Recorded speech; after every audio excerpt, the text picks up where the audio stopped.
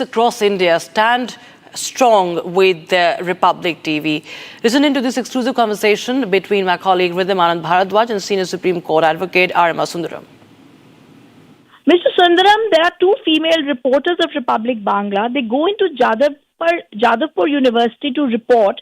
Instead of getting answers, they are pushed, assaulted, hurt.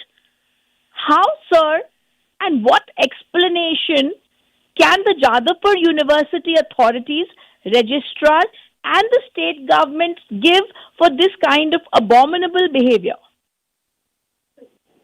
Look, there's no explanation or excuse for abominable. If the behavior is bad, it has to be condemned, it has to be acted on. If necessary, FIR should also be filed. But having said that, I think the larger issue is something else. We live in a democracy. A democracy gives you the right to speak. The democracy gives you the right to express an opinion. It gives you the right to express an unpopular opinion, even an extreme opinion, even an opinion which everybody else disagrees with.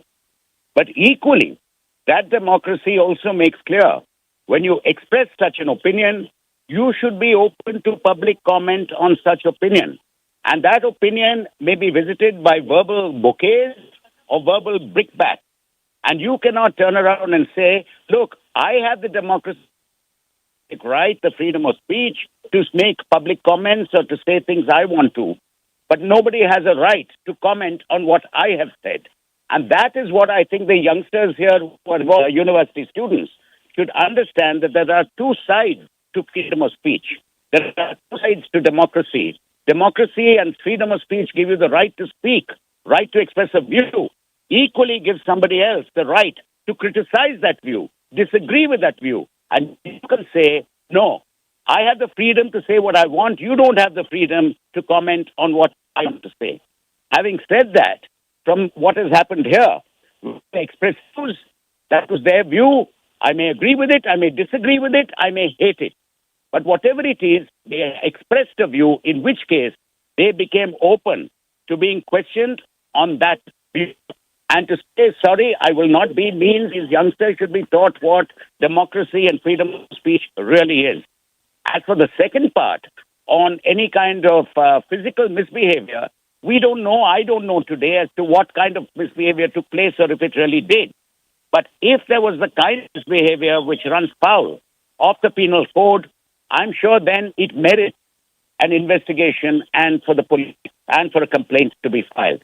I'm not commenting what behavior has arisen because I don't have tangible proof of anything right now. People feel they were manhandled and they were otherwise dealt with in a sense. They should file a complaint, and I think it should be entertained with all seriousness. Yes. Mr. Sundaram, I also want to ask you a larger question here. We've seen universities go away that is anti-national, whether it was GNU at one time that started something that we called anti-national, or the Tukre gang, or the Azadi slogans that had started at what time, Free Kashmir, Azadi Lao. Similarly, we're seeing Jadavpur today become a bedrock, I would say, of unrest or these kind of slogans.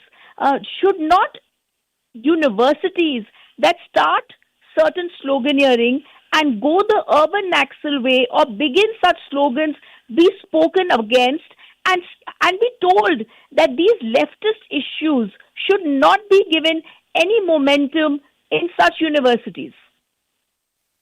Look, it's a different issue altogether. We are not talking about the university making a statement. You're talking about students or wings of students or groups of students making statements. Now, like I said, democracy gives you the right of freedom of speech. And while so, even if their thoughts are hateful, they have the freedom to say it, provided they do not run foul of constitutional safeguards and restrictions on freedom of speech. And if, in fact, they do run foul of the constitutional safeguards, their freedom of speech then can be restricted or action taken against them for any kind of statements which may run against statutory or other prohibitions. But having said that, it's a question today of not the university itself cannot really be to be involved in these. It is groups of students, in which case their comments have to be viewed from constitutional and legal penal code safeguards and seen whether they are permitted, not permitted, if not permitted, whether they should be restricted or prohibited, or whether action should be taken against them.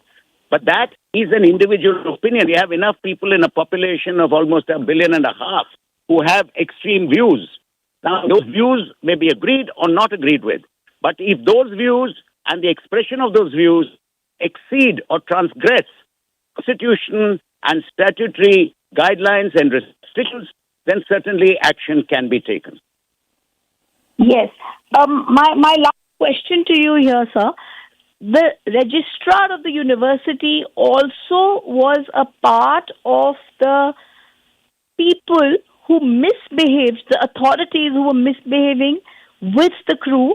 In fact, if you see the screens, I know you're in a place where you can't see it, but even what I've sent you, if you see, you'll see that they were pushing and throwing our female reporters out of the university. Literally with their hands, they were throwing them out and pushing them out, and they were goading them out. This included the registrar of the university. So the larger question that I'm raising here, sir, when it comes to people like Umar Khalid and people who are speaking the anti-national tones that are now coming out in universities, isn't that deplorable? Isn't that mindset also which is coming out in universities to be condemned? Look, like I said earlier, and I can't really amplify on that, the question of freedom of speech is a very delicate issue in a democracy. And if that freedom, like I said, or expression transcends any constitutional or legal and other statutory restrictions, action should be taken. And if action should be taken, it should be taken not only against the persons who actually did it, but if you say, even a registrar, I do not know the facts, like you say, I can't see the visuals, but if you say even the registrar participated in it, he is as culpable as anybody else, and I'm sure a complaint would name him as well, and he would also have to be brought to book for that. Yes. But having said that, I think the education message which should be given to these youngsters is this, that look, you have a freedom to speak, you have a freedom to express. Your thought need not be popular, your thought might be unpopular, but you have that freedom, and that is the basis of a democracy. But while you express yourself, be also aware as educated students in the universities as to what your constitutional borders are, and make sure you stay within it. That's number one. Number two, the main advice I'd give them is, look, if you feel you have the right, which I'm sure you do, to state your view, however extreme and however unpopular it may be, you equally are liable to others commenting on it. And maybe you'd love it if they praised you, but if they throw big brackets at you for your comments, well, take it. And if you want democratic rights, well, it works both ways, and it's not just a one-way traffic. This they have to be educated on. Yes. All right. Top senior advocate, Supreme Court of India, C.A. Sundaram, thank you for giving us your precious time and giving us those very esteemed views, because this is something that the students of the Jadavpur University need to be careful about and understand. The freedom of speech is so precious, and it is guaranteed to everyone, irrespective in a democracy if it is criticism.